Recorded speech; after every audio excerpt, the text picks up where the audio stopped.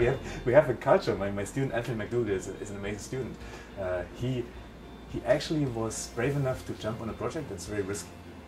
At the beginning, we didn't know whether we can ever handle the structure formation in a butterfly. The ultimate goal would be to say we see how the cells form these structures. We understand how they form it. We find handles that we can actually pull and turn to make the formation change, to give us bigger scales, smaller scales, different structures on the scales, different colors, and then be able to extract these scales and have them grow on any surface that we want them to grow on.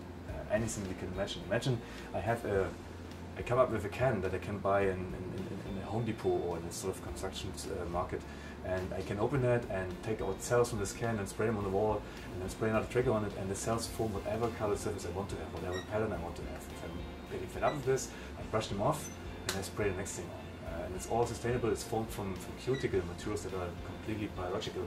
And that would be a fascinating hypothesis, but in order to, or a fascinating vision, to get there, there's so many steps that we have to overcome that naively in the beginning we sort of brushed over.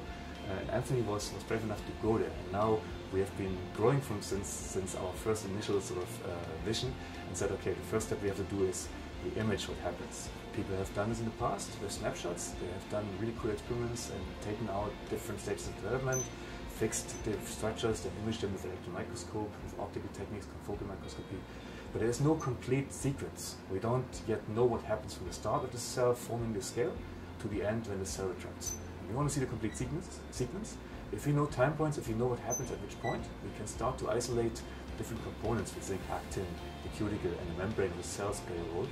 And if we isolate these components, we can ask questions that are going into the sort of realm of biophysics and biomechanics. How do these structures interact? What is important at which time in order to be there for us to form these wrinkles and these curved architectures, these ridges and cross-ups? And so if we start to ask these questions and we come up with models that predict how these structures form, we might find the handles to be able to control the formation of the structures, making scales that have different features on them, that result in different colors and different play interaction principles. And then that would be one big step done, but the other part would be to understand how these cells actually sort of live in the environment and what we can do to create them in an artificial environment, to take them out of the organism and maybe use their manufacturing strengths in artificial context, having the nature organism manufacture cells for us. Or, and that's the other direction, can we learn from these principles and use completely synthetic materials, but use the same formation principles in the synthetic materials to control structure from really the molecular scale, via the nanoscale to the micro and the macro scale. And all these scales are super important for the function that we're after. The optics, the mechanics, the interaction with fluids, if you want, and even for the butterfly in this case, the fluid dynamics in terms of flow and how the organism has to fly and what the scales do in terms of creating flow patterns.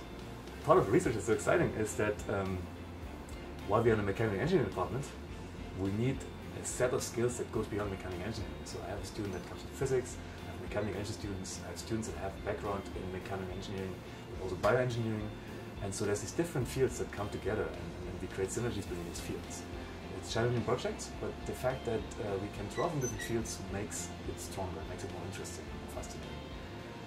And hopefully, with being able to control structure formation on these scales, this is the ultimate promise of the butterfly project, if you want.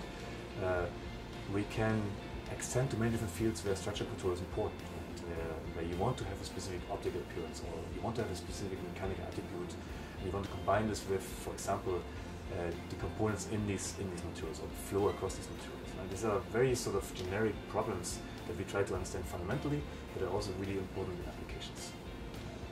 However, the Butterfly project is not the most applied side of my research. It's more on the fundamental side, more of the curiosity.